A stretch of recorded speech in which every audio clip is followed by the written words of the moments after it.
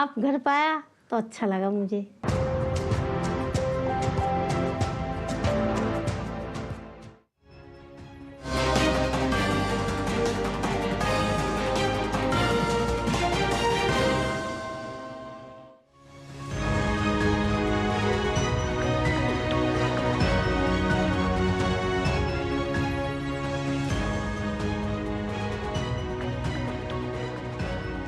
नमस्कार, स्वागत है आप सभी का। डीडी न्यूज आप देख रहे हैं और देश दुनिया की ताजा तरीन खबरों को लेकर हाजिर हूं मैं कृतिका और इसी के साथ बुलेटिन की करेंगे शुरुआत। और सबसे पहले डाल लेते हैं नजर इस वक्त की सुर्खियों पर।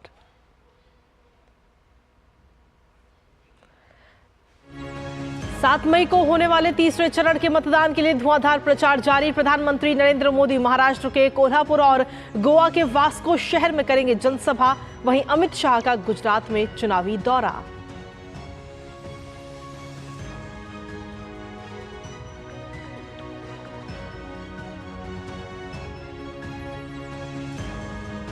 चुनावी रण में विपक्ष ने भी झोंकी अपनी पूरी ताकत। कांग्रेस अध्यक्ष मल्लिकार्जुन खड़गे की गुवाहाटी में, प्रियंका गांधी वाड्रा ने गुजरात के वलसाड में की जनसभा। पार्टी की सीईसी बैठक में अमेठी और रायबरेली सहित कई सीटों पर होगा मंथन। वहीं कन्नौज में जनसंपर्क करेंगे अखिलेश यादव।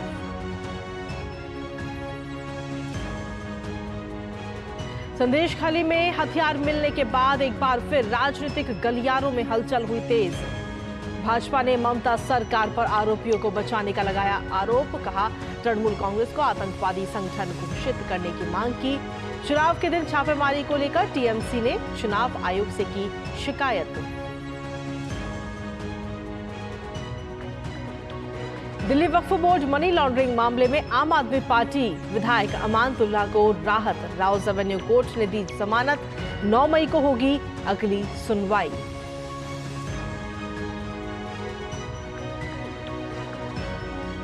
नैनीताल के भी जंगलों में लगी भीषण आग पर काबू पाने की कवायद जारी।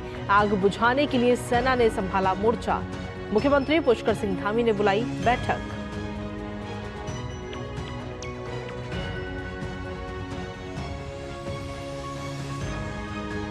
और खेल की खबरों में इंडियन प्रीमियर लीग के पहले मैच में दिल्ली कैपिटल्स की मुंबई इंडियंस से होगी भिड़ंत। वहीं दूसरे मैच में लखनऊ सुपर जायंट्स का राजस्थान रॉयल्स से होगा सामना।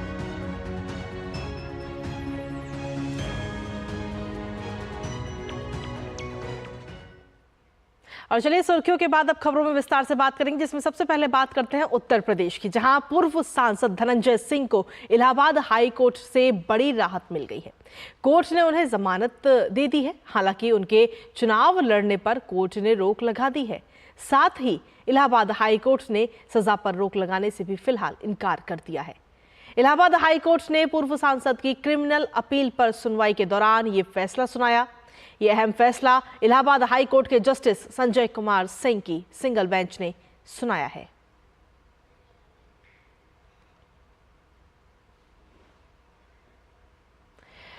तो आपको बता दें कि ये बड़ी खबर इस वक्त आप तक पहुंचा रहे हैं, जहां पर अभी फिलहाल पूर्व सांसद धनंजय सिंह को इस वक्त कहीं ना कहीं राहत मिलती हुई नजर आ रही है। दरअसल इनको 7 साल की कोर्ट सजा सुनाई गई थी, जिसके बाद में लेकिन फिलहाल अभी इलाहाबाद हाई कोर्ट की तरफ से धनंजय सिंह को राहत मिलती हुई नजर आ रही है। जहां आपको बता दें कि कोर्ट ने उन्हें फिलहाल के लिए जमानत दे दी है, लेकिन वो जमानत के बावजूद भी चुनाव नहीं लड़ सकते हैं।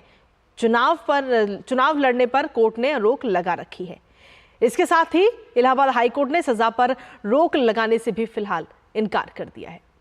इसी के साथ अगली खबर का भी रुख कर लेते हैं, जो है दिल्ली से, जहां पर दिल्ली हाई कोर्ट ने दिल्ली सरकार और एमसीडी को 2 लाख से ज्यादा छात्रों को पाठ्य पुस्तकें उपलब्ध ना करा पाने को लेकर कड़ी फटकार लगाई है।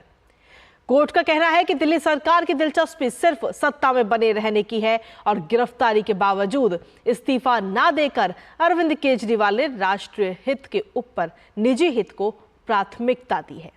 कार्यवाहक मुख्य न्यायाधीश मनमोहन और जस्टिस मनमीत प्रीतम सिंह अरोड़ा ने एक जनहित याचिका पर सुनवाई करते हुए तीखी टिप्पणी की है। इस याचिका में आरोप लगाया गया कि नगर निगम की आपसी खींचतान के कारण एमसीडी स्कूलों में पढ़ने वाले स्टूडेंट्स को पाठ्य पुस्तकें नहीं मिल पाई हैं और वो टीन शेड में पढ़ाई करने को मजबूर है। वहीं दिल्ली हाई कोर्ट में दिल्ली सरकार शहरी विकास मंत्री सौरभ भारद्वाज पर भी तीखी टिप्पणी की और कहा कि उन्होंने हालात को लेकर आंखें मूंद रखी हैं और घड़ियाली आंसू बहा रहे हैं।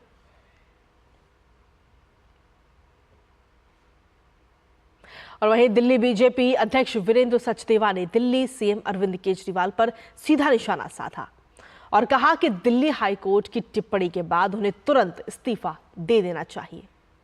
कि डबल बेंच ने जो कल निर्णय दिया है, ये सीधा सीधा अरविंद केजरीवाल और उनकी सरकार को आईना दिखाया है।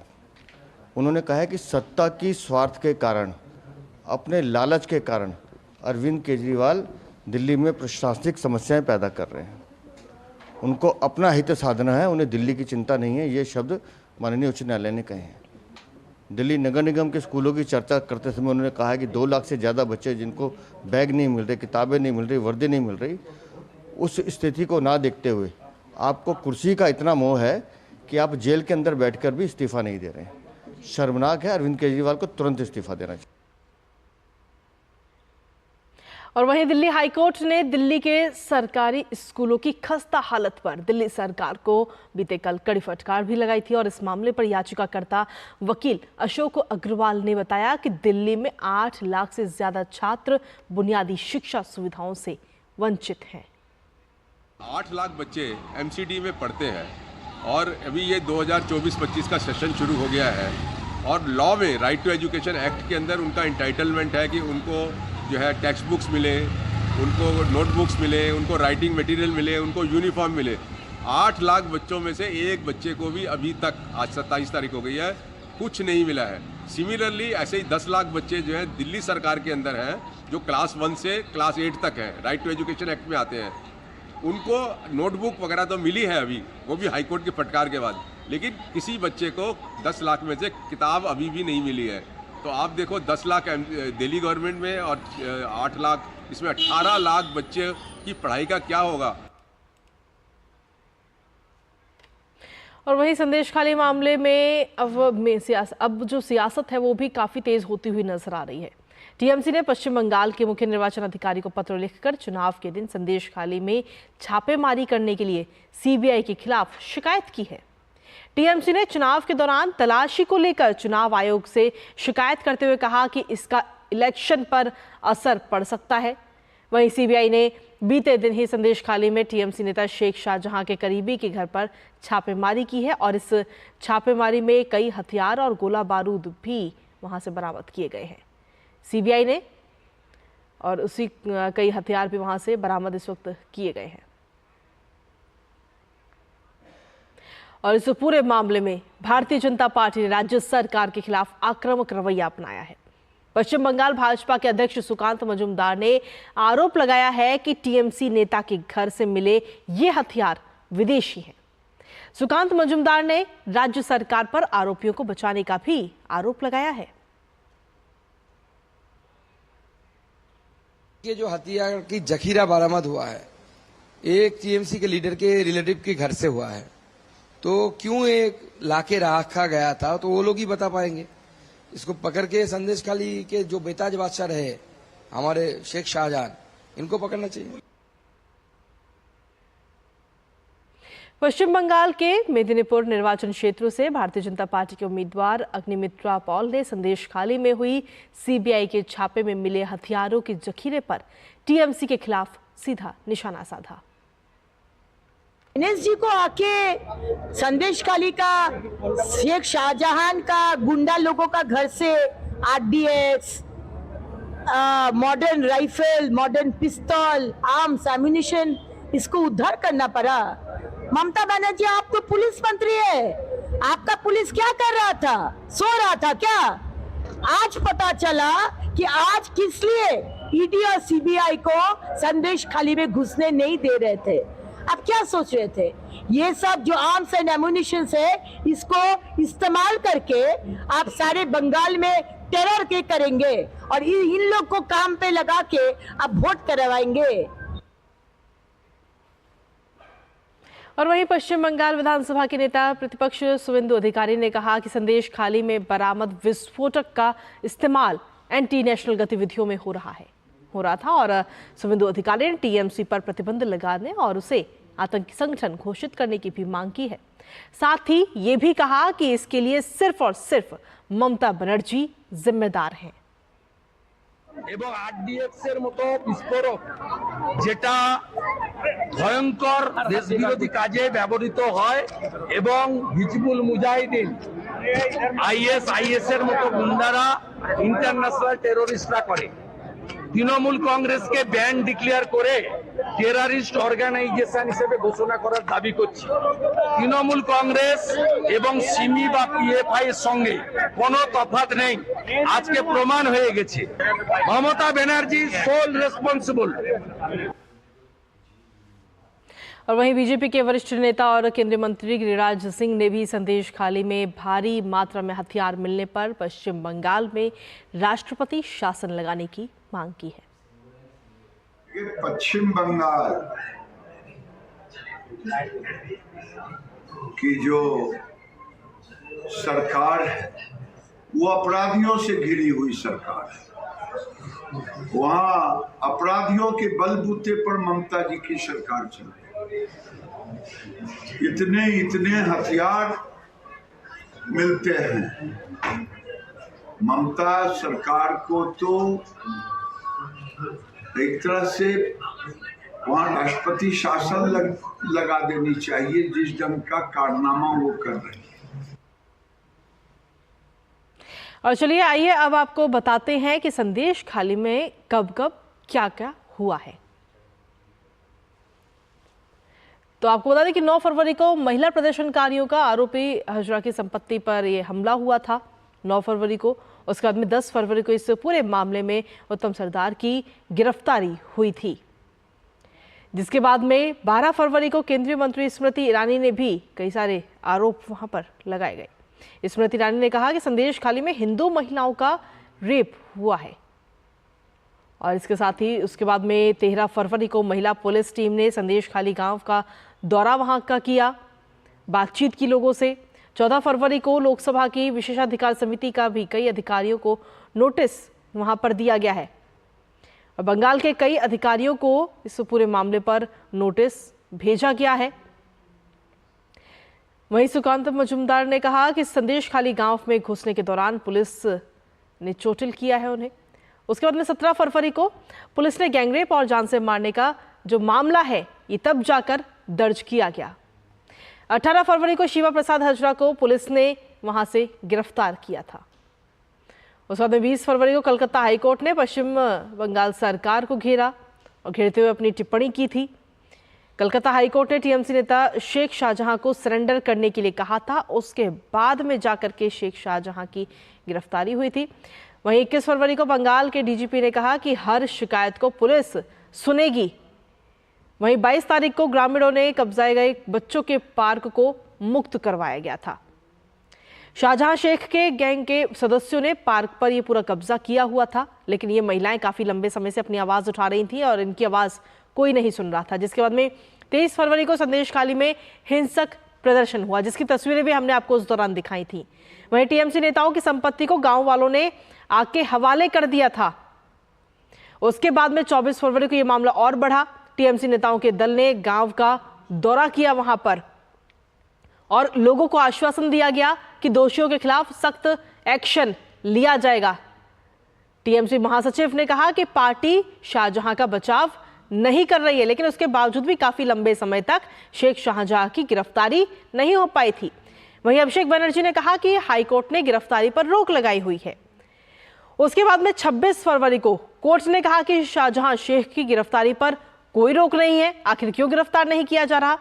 27 तारीख को राज्यपाल सीवी आनंद ने राज्य सरकार से इस पूरे मामले को लेकर के रिपोर्ट मांगी, रिपोर्ट तलब किया गया। 28 तारीख को सीएम ने कहा कि आदिवासी लोगों की संपत्ति कोई नहीं छीन सकता है। हाईकोर्ट ने शुभेंदु अधिकारी को संदेश खाली गांव जाने की अनुमति दी। उसके बाद में शुभेंदु अधिकारी उस गांव में पहुंचे थे, लेकिन हाईकोर्ट ने शुभेंदु अधिकारी को संदेश खाली गांव जाने की अनुमति दी थी, लेकिन वहां जब वो पहुंचे तो लोगों से बातचीत की गई, तब जाके ये पूरा मामला कहीं ना कहीं निकल कर सामने आया। और कई दिनों तक कहीं ना कहीं शेख शाहजहां को जो टीएमसी पार्टी है वो लगातार बचाती रही है, गिरफ्तारी नहीं हो पाई है। जब हाईकोर्ट की तरफ से टिप्पणी की गई उसके बाद में ये गिरफ्तारी हुई है। और इसी बीच मणिपुर से बड़ी खबर का सीधा रुख कर लेते हैं। आपको बता दें कि बिष्णुपुर जिले से ये पूरी बड़ी खबर सामने आई, जहां हथियारबंद कुकी समूहों ने हमला किया है। मोइरांग पुलिस स्टेशन के अंतर्गत नारायण सेना गांव में कुकी समूहों ने मैतेई गांव पर गोलीबारी की है और बम से गोले भी दागे हैं, जिसके बाद में नारायण सेना में इस वक्त B128 BN CRPF के आउटपोस्ट कैंप के अंदर विस्फोट भी हो गया। इस हमले में CRPF कर्मी भी घायल हो गए हैं। तो ये बड़ी खबर इस वक्त आप तक पहुंचा रहे हैं मणिपुर से। और चलिए खबरों में आगे बढ़ते हुए, जहां दिल्ली की राउज एवेन्यू कोर्ट ने आम आदमी पार्टी के विधायक अमानतुल्ला खान को 15,000 के निजी मुचलके पर जमानत दी है। प्रवर्तन निदेशालय के समन की अवहेलना के मामले में अमानतुल्ला खान को जमानत मिल गई है। प्रवर्तन निदेशालय के समन पर आम आदमी पार्टी के विधायक के पेश नहीं होने पर कोर्ट से शिकायत की गई थी, जिसके बाद में अदालत से जारी समन पर वो पेशी के लिए पहुंचे थे। सुनवाई के दौरान अदालत ने अमानतुल्ला को जमानत दी गई और उसके बाद में कहीं ना कहीं देखा जाए तो ये पूरा मामला सामने आया था। और उसके बाद में कोर्ट में मनी लॉन्ड्रिंग से जुड़े इस पूरे मामले पर आपको बता दें कि अब अगली जो सुनवाई है वो 9 मई को होगी। और खबरों का सिलसिला जो है वो DD न्यूज पर यूं ही लगातार जारी है, लेकिन फिलहाल वक्त एक छोटे से ब्रेक का है। आप बने रहिए हमारे साथ। मेरे एक वोट से मेरे जैसी करोड़ों गृहिणियां बनी लखपति दीदी। अब मेरे ही वोट से 3 करोड़ और महिलाएं बनेंगी लखपति दीदी। ये है मोदी की गारंटी और मेरी गारंटी। कमल का बटन दबाएं, भाजपा को जिताएं। मैं कैप्टन होता ना, ओपन कराता। अब हर कोई ओपन करेगा तो मैच कौन क्लोज करेगा? तो भाई साहब, अब कोई किसी की लाइफ में आग नहीं लगा पाएगा। समर कूल, जो हर दिल करे कबूल।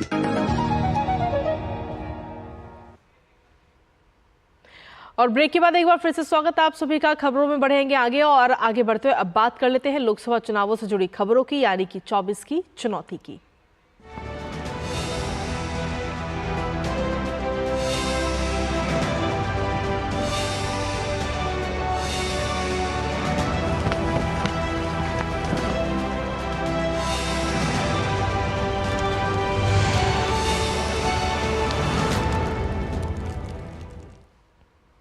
तो लोकसभा चुनाव में 2 चरण के शांतिपूर्वक मतदान के बाद 190 सीटों पर उम्मीदवारों का भाग्य ईवीएम में अब कैद हो चुका है और बाकी बचे हुए 5 चरण के लिए सभी पार्टियों ने एड़ी चोटी का जोर भी लगा दिया है। पूरे देश भर में भारतीय जनता पार्टी का धुआंधार प्रचार अभियान जारी है। भारतीय जनता पार्टी के स्टार प्रचारक प्रधानमंत्री नरेंद्र मोदी आज महाराष्ट्र और गोवा के चुनावी दौरे पर रहेंगे, जहां प्रधानमंत्री मोदी शाम 5 बजे महाराष्ट्र के कोल्हापुर लोकसभा क्षेत्र में एनडीए प्रत्याशी के पक्ष में जनसभा को संबोधित करेंगे। तो वहीं शाम में ही दक्षिण गोवा में बीजेपी उम्मीदवार के समर्थन में विशाल जनसभा को भी संबोधित करेंगे। वहीं तीसरे चरण में आपको बता दें कि 11 राज्यों और केंद्र शासित प्रदेशों की 94 सीटों पर 7 मई को मतदान होना है।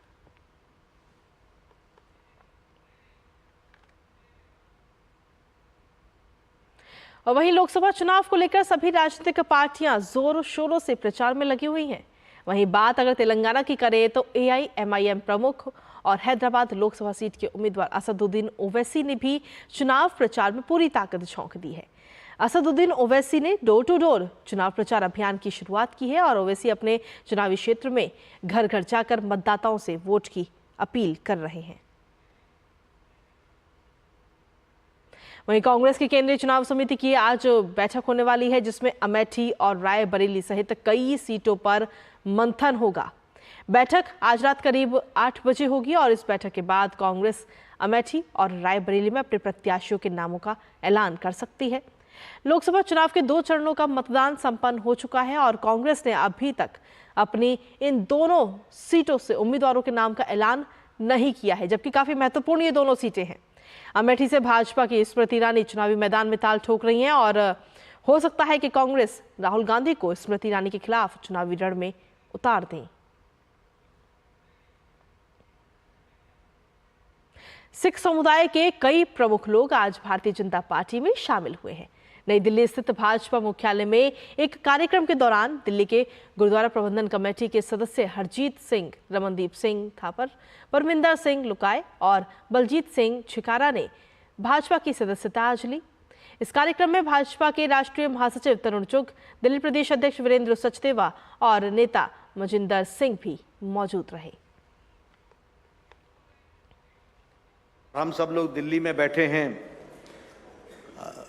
मैं भी दिल्ली में था उस समय जब सन 84 में मैंने वो घटना देखी है, किस तरीके से मानवता का गला घोटा जा रहा था और किस तरीके से इंसानियत का गला घोटा जा रहा था। और 1984 के रायट्स पर प्रधानमंत्री जी ने SIT बैठाई और ये प्रधानमंत्री जी के काल में हुआ कि सन 84 के दोषी आज जेल में हैं, यह भी काम किया तो प्रधानमंत्री मोदी जी ने किया। करतारपुर कॉरिडोर आपके सामने है। देश 1947 में विभाजित हुआ था और यह हमारा गुरुद्वारा जिसमें हम सब लोगों की आस्था है, जिससे हम सब लोग जुड़े हैं, वहां शीश टेकना भी मुश्किल हो गया था और थोड़ा वक्फा नहीं गुजरा, 70 साल गुजर गए, कोई इस मसले को हल नहीं कर सका। लेकिन प्रधानमंत्री जी ने करतारपुर कॉरिडोर बना करके आज हम वहां जाकर के मत्था टेक सकते हैं, शीश टेक सकते हैं। ये काम किया तो प्रधानमंत्री नरेंद्र मोदी जी ने किया। और वहीं ईवीएम पर सुप्रीम कोर्ट के फैसले पर भाजपा नेता शहजाद पूनावाला ने विपक्ष पर सीधा निशाना साधा। उन्होंने कहा कि जब कांग्रेस चुनाव जीत जाती है तो ईवीएम ठीक होता है, लेकिन जब कांग्रेस चुनाव हार जाती है तो वो ईवीएम पर सवाल उठाते हैं। जो लोग भी ईवीएम का बहाना बना रहे थे, दरअसल ये ईवीएम बहाना है।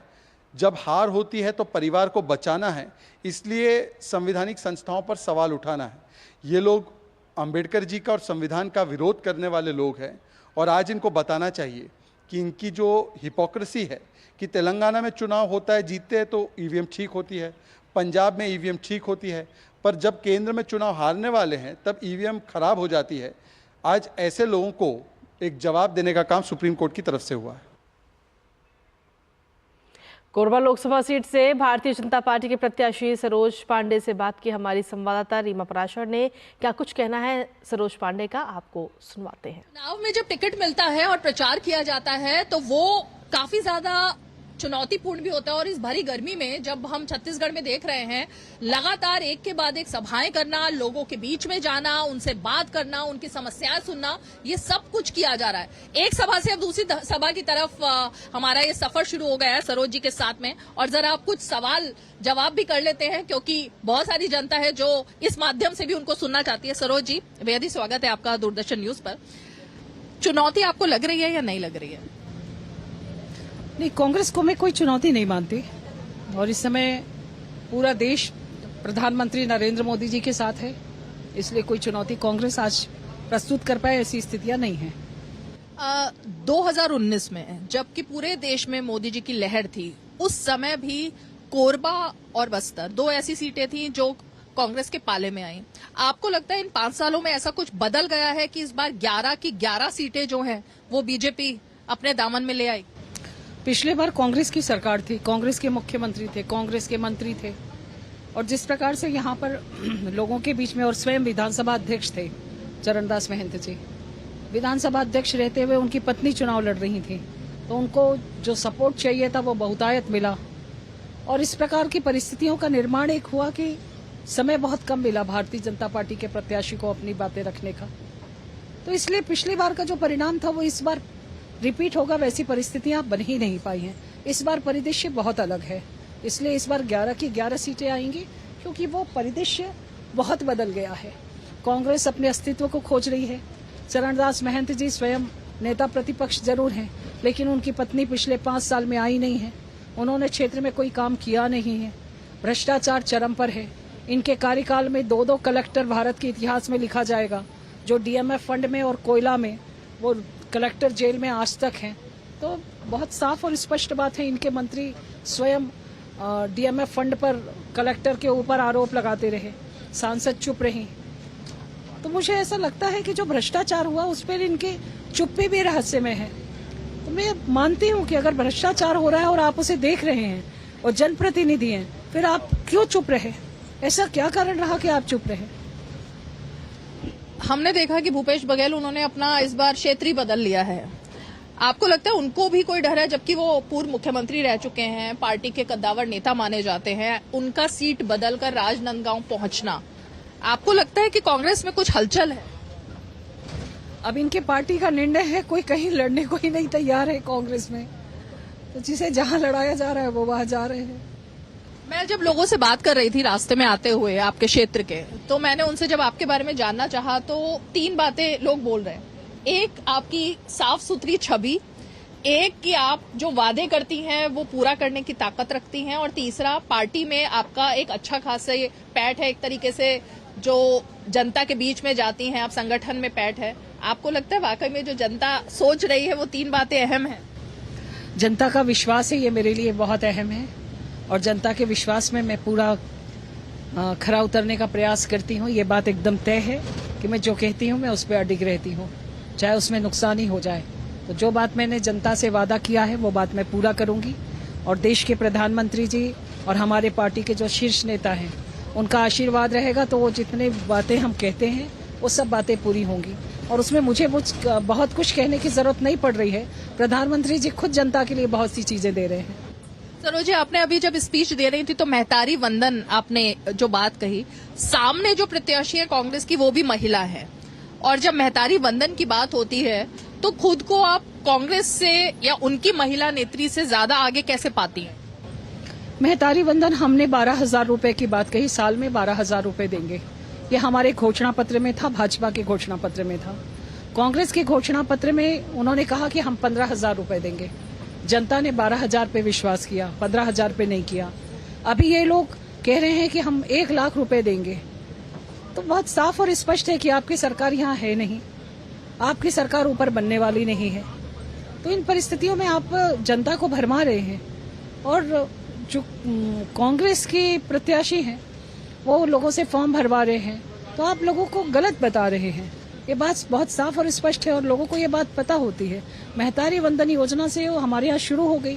इन्होंने पिछली बार भी ये कहा था कि हम 500 रुपए देंगे, वो हम जोहते रह गए, 500 रुपए किसी को मिला नहीं। शराबबंदी करेंगे, वो हुआ नहीं। पेंशन योजना में पैसा बढ़ाएंगे, वो हुआ नहीं। तो हमारे यहाँ 75 साल से ज्यादा लोगों को 1500 रुपया देंगे, वो हुआ नहीं। तो इन्होंने महिलाओं को पिछली बार ठगा, उन विषयों को भी हम कहते हैं। और महतारी वंदन योजना लागू हो गई, 1000 रुपया 2 बार मिल चुका है, 1 तारीख को फिर से तीसरी बार मिलेगा, साल के 12,000 रुपए मिलेंगे। तो मोदी की गारंटी थी, मोदी की गारंटी का मतलब है पूरे होने की गारंटी, और इसलिए ये बात अलग है। एक नया मुद्दा अब जो चल रहा है वो है कि अगर कांग्रेस पार्टी सत्ता में आई तो माताओं बहनों का मंगलसूत्र तक वो बेच देंगे, गिरवी रख देंगे। आपको लगता है कि ये जो मुद्दा है अब ये इतना अहम है जो कि अब चुनाव में सब लोग इस बारे में सोच रहे हैं? निश्चित तौर पर कांग्रेस पार्टी ने हमेशा वोटों के तुष्टीकरण की राजनीति करी, और वोटों के तुष्टीकरण की राजनीति के कारण देश बहुत पीछे गया। एक वर्ग को संतुष्ट करने के लिए इन्होंने बहुसंख्यक वर्ग के हितों पे आघात किया, और वो आघात लगातार होता रहा, क्योंकि इन्हें वोट जहां से मिलते थे ये उसको वोट के कारण इन्होंने उसकी तुष्टीकरण करी बार बार। ये बात लोगों के जेहन में है, और देश के प्रधानमंत्री जी किसी भी जाति विशेष को नहीं बढ़ावा देते।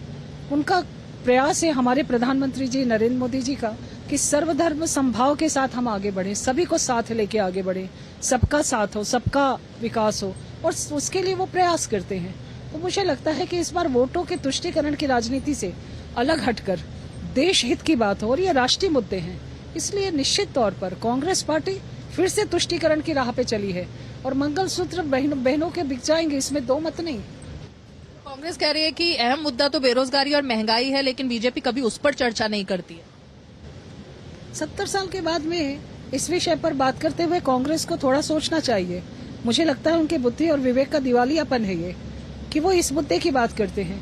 जब उनको मौका मिला तो उन्होंने क्या किया? 10 वर्षों में भारत का परिदृश्य बदला है। आज मजबूत भारत दिखाई देता है, सबल भारत दिखाई देता है। 10 वर्ष पहले मैं उस समय सांसद रही हूँ। मनमोहन सिंह जी को हमने देखा है, घोटालों की सरकार थी, रोज एक मंत्री इस्तीफा हम मांगने के लिए सदन में खड़े रहते थे। तो घोटाले ही घोटाले थे। उस समय महंगाई कहाँ पर खड़ी थी? मनमोहन सिंह बहुत बड़े अर्थशास्त्री थे, उसके बाद वो कहाँ पर रहे? मुझे लगता है कि इस विषय पर कांग्रेस को बात करने के पहले एक बार पुराना पन्ना पलटना चाहिए। क्योंकि आपने भ्रष्टाचार की बात कही, भूपेश बघेल से जब भी बात करो तो वो कहते हैं कि ईडी सीबीआई का इस तरह से दुरुपयोग किया जा रहा है कि सारे लोग जो है कांग्रेस मुक्त एक तरीके से देश हो जाए, जबकि आपकी पार्टी में अभी हमने बात की सबसे ज्यादा कांग्रेस से ही लोग आ रहे हैं। तो आपको लगता है वो पॉजिटिव चीज है या नेगेटिव चीज है? जिनके ऊपर आरोप है उनको जिस दायरे में आना चाहिए, और ये संस्थाएं स्वैच्छिक संस्थाएं हैं, ये अपने आप निर्णय करती हैं, इस पे कोई सरकार का दबाव नहीं होता। इसलिए मुझे लगता है कि भ्रष्टाचार में कांग्रेस पार्टी लगातार, उनका तो इतिहास ही रहा है, नेहरू जी से शुरू होके अभी तक ये चल रहा है, और अभी सब केवल जमानत में बाहर हैं।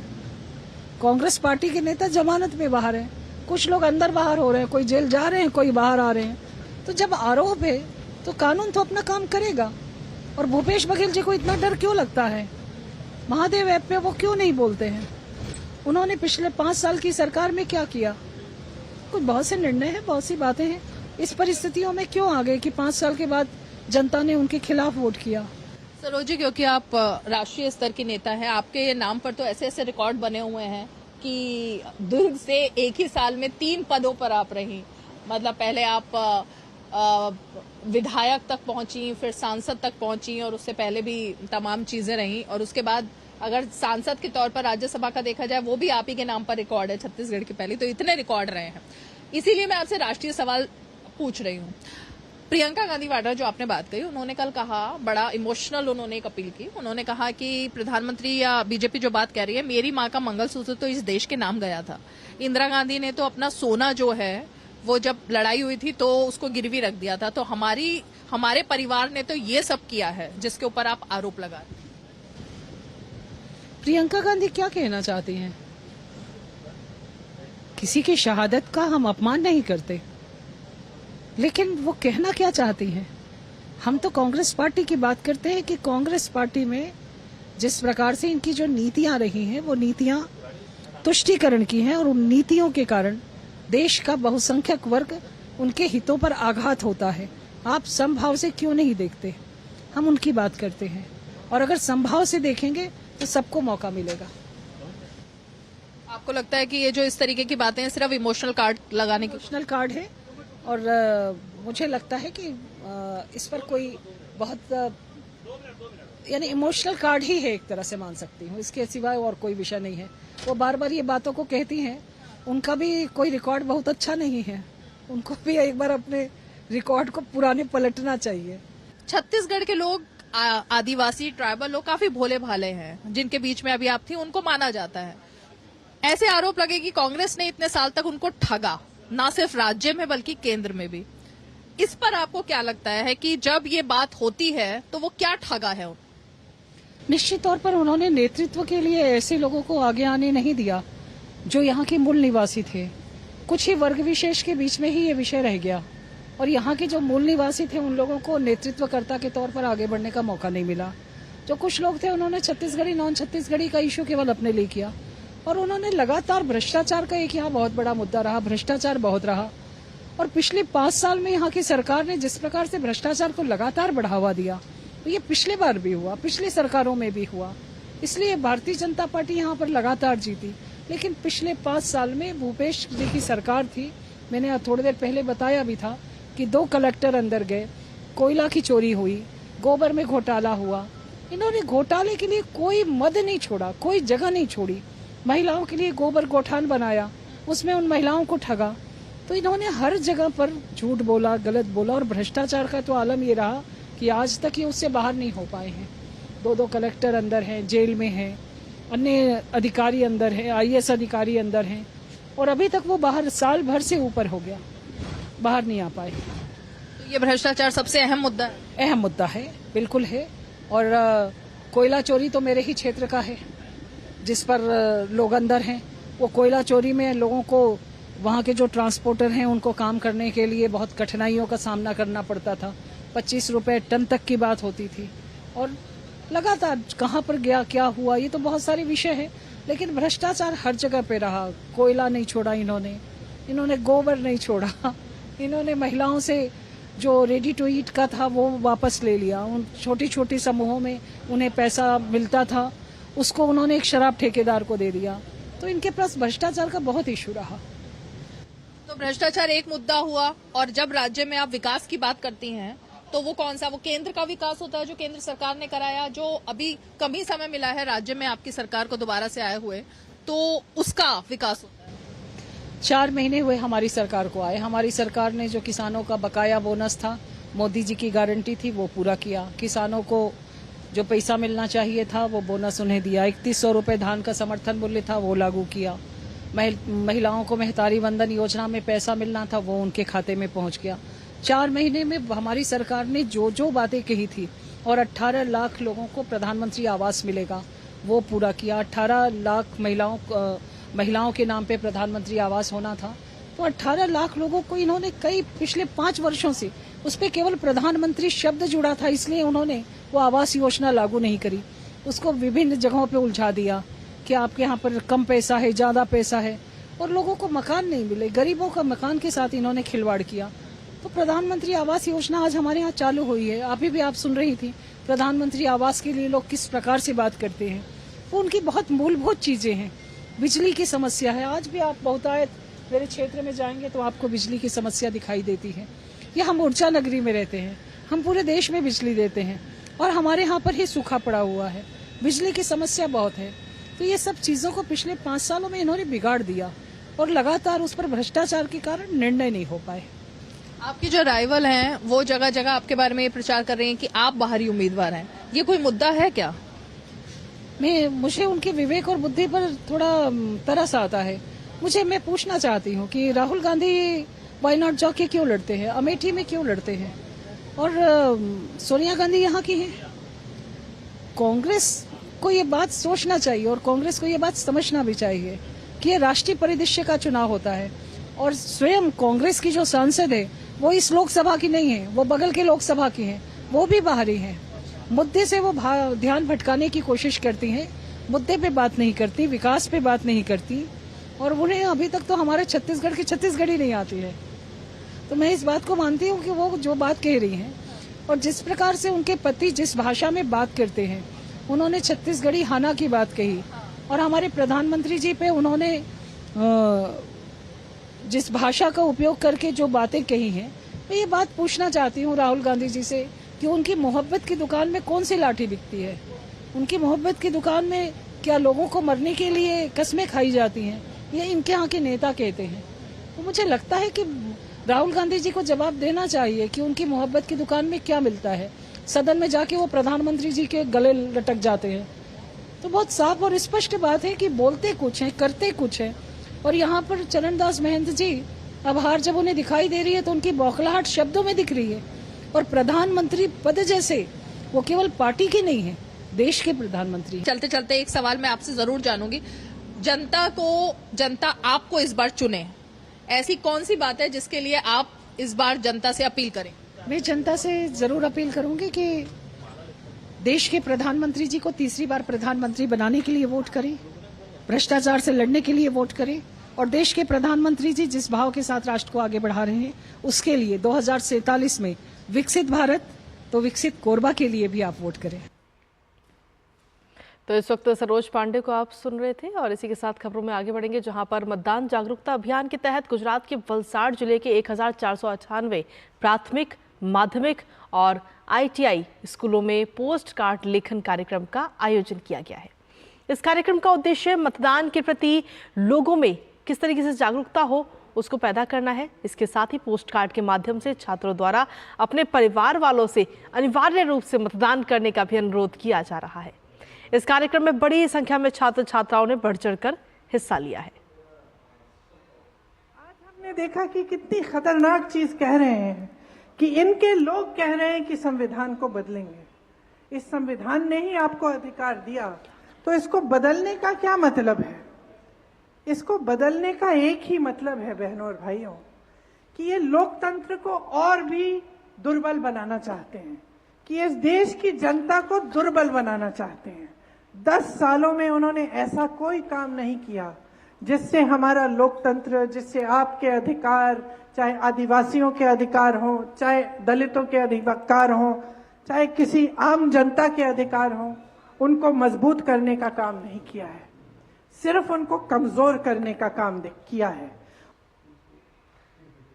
और वहीं आंध्र प्रदेश के मुख्यमंत्री वाईएस जगनमोहन रेड्डी ने राज्य में आगामी विधानसभा चुनावों के लिए वाईएसआरसीपी का घोषणा पत्र जारी किया है। उन्होंने ताड़ेपल्ली में वाईएसआरसीपी के केंद्रीय कार्यालय में घोषणा पत्र का अनावरण किया। आंध्र प्रदेश के मुख्यमंत्री ने घोषणा पत्र को लेकर कहा कि 2019 के चुनाव में किए गए 99% वादे पूरे हो चुके हैं। साथ ही उन्होंने कहा कि 58 महीने के शासन में हमने जो स्थितियां देखी उनके समाधान के लिए काम किया है और गरीबों का कल्याण किया है। इसके साथ ही मुख्यमंत्री ने चंद्रबाबू नायडू पर भी निशाना साधा। इस दौरान उन्होंने कहा कि नायडू अपने घोषणा पत्र से कहीं ना कहीं लोगों को गुमराह कर रहे हैं।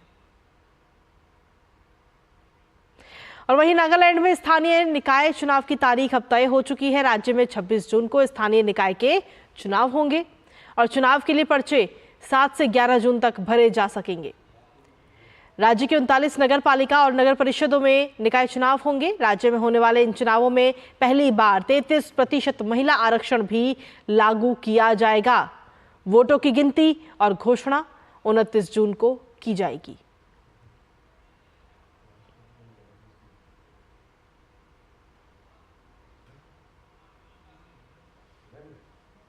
और इसी के साथ फिलहाल लोकसभा चुनावों से जुड़ी तमाम खबरों में यानी कि 24 की चुनौती में इतना ही। वक्त है एक छोटे से ब्रेक का। आप बने रहिए हमारे साथ, देखते रहिए डीडी न्यूज।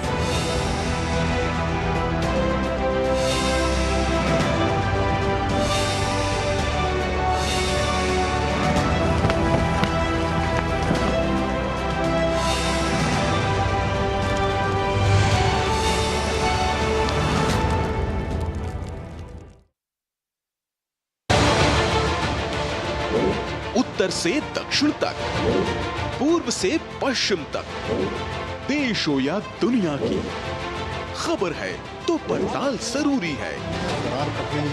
देखिए हमारे साथ मेरे पीछे भारत की सबसे एजेंडा भारत का है और किस तरह से एक नई इस वक्त लोगों को अगर स्वरोजगार से आपने तो इसमें सोमवार से शुक्रवार दोपहर 3 बजे सिर्फ डीडी न्यूज पर।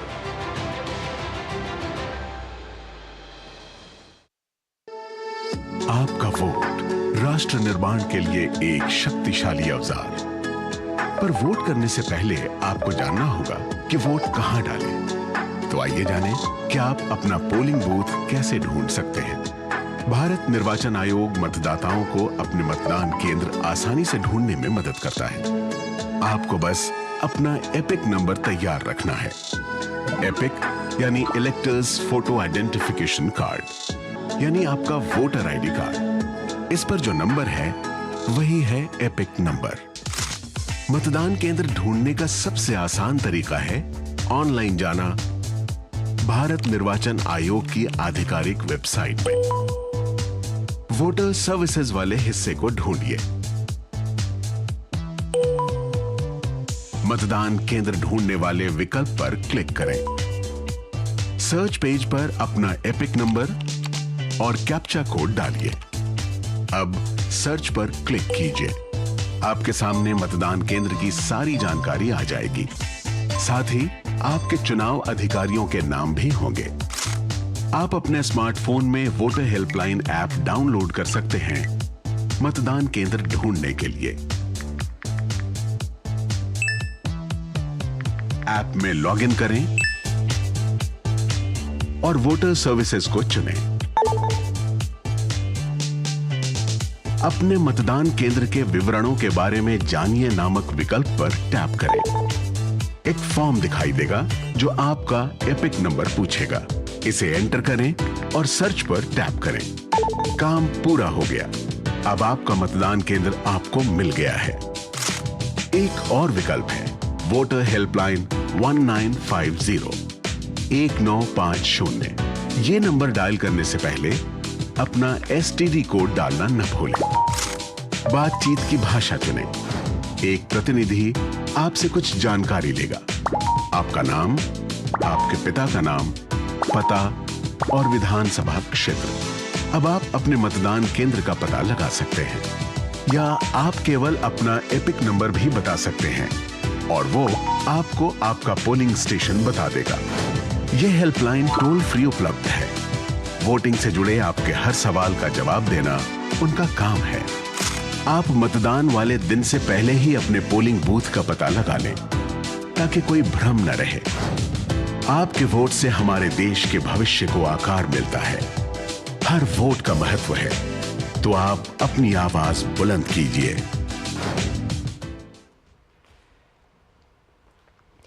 और ब्रेक के बाद एक बार फिर से स्वागत आप सभी का। खबरों में आगे बढ़ेंगे, जहां उत्तराखंड के जंगलों में लगी आग अब और भीषण हो चुकी है।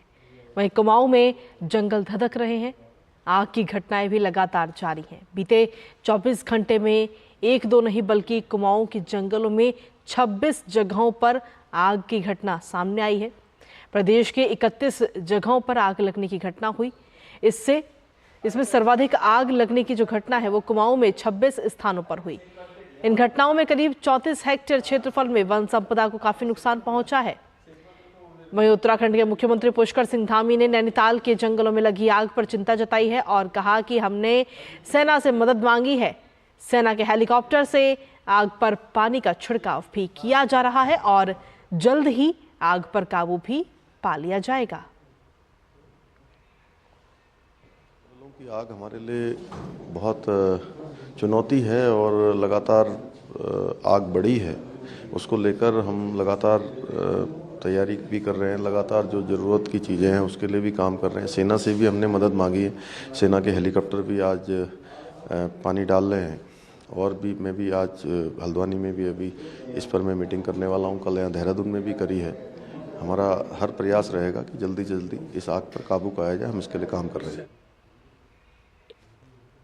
और देखिए, गर्मी का मौसम शुरू हो चुका है और गर्मी के मौसम ने तल्ख तेवर दिखाने भी शुरू कर दिए हैं।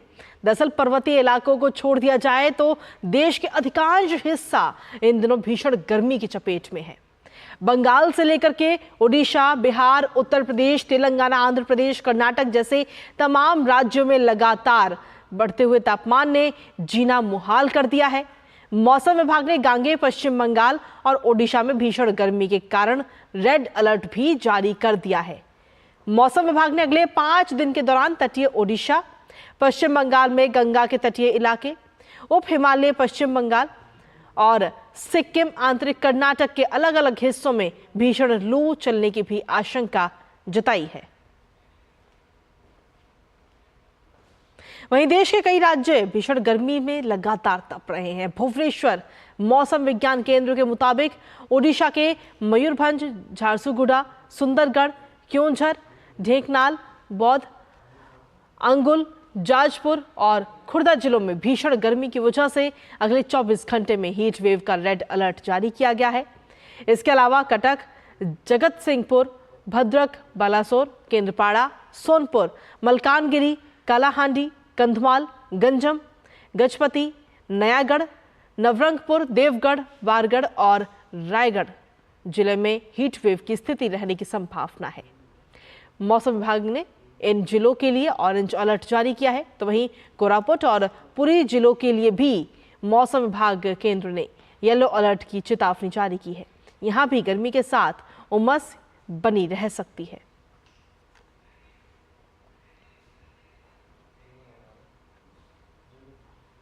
पशु क्रूरता अधिनियम के बारे में तो आपने सुना ही होगा। दरअसल ये अधिनियम कहता है कि एक पशु के लिए इतनी जगह होनी चाहिए, लेकिन अयोध्या में चाइल्ड वेलफेयर ऑर्गेनाइजेशन ने अयोध्या में जिस बस को पकड़ा उसकी स्थिति इससे भी बदतर रही है। दरअसल इस बस में बिहार के अररिया से ले जाए जा रहे अल्पसंख्यक समुदाय के 93 बच्चे ही नहीं सवार थे, बल्कि 2 दर्जन से ज्यादा पैसेंजर भी इस बस में सवार थे और इसमें से बिहार से ले जा रहे कुछ ऐसे बच्चे भी शामिल थे जिनके अपने माता पिता भी दुनिया में नहीं हैं।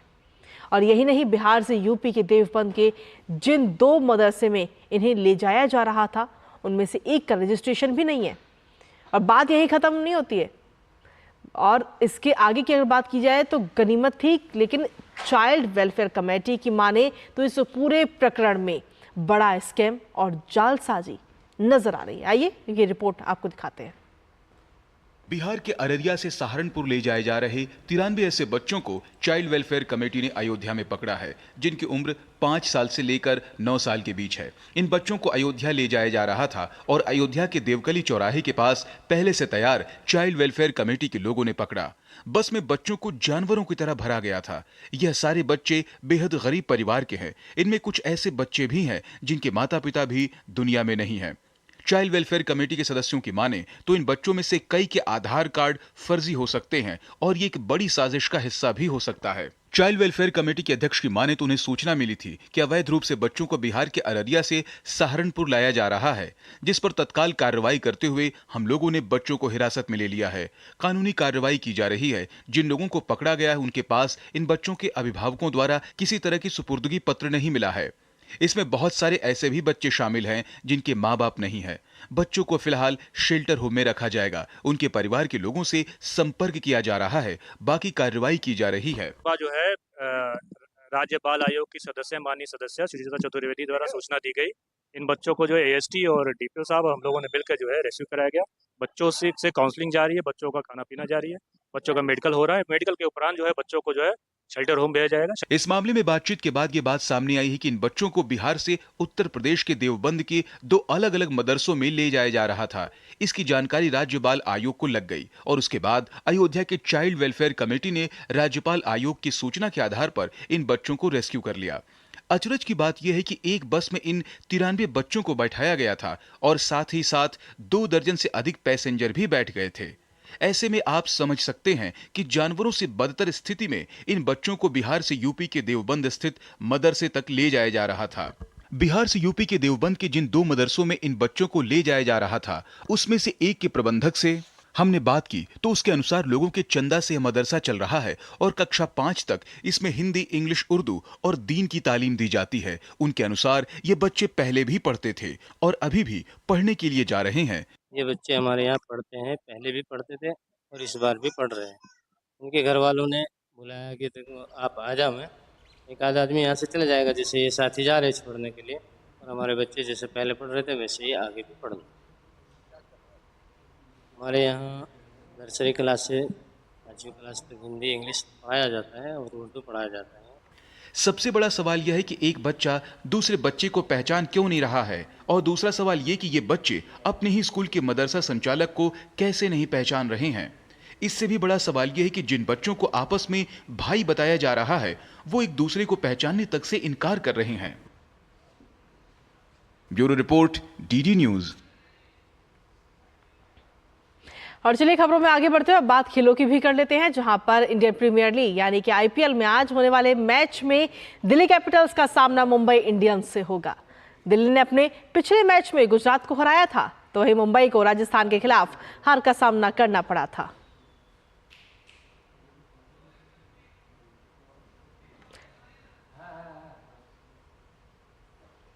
और वहीं इंडियन प्रीमियर लीग में आज होने वाले दूसरे मैच में लखनऊ सुपर जॉयंट्स का सामना राजस्थान रॉयल्स से होगा।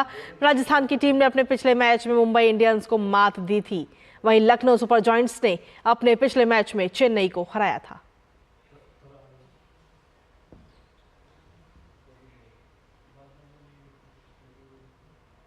और इसी के साथ फिलहाल मेरे साथ इस बुलेटिन में इतना ही। बाकी देश दुनिया की तमाम खबरों के लिए आप बने रहिए डीडी न्यूज के साथ। नमस्कार।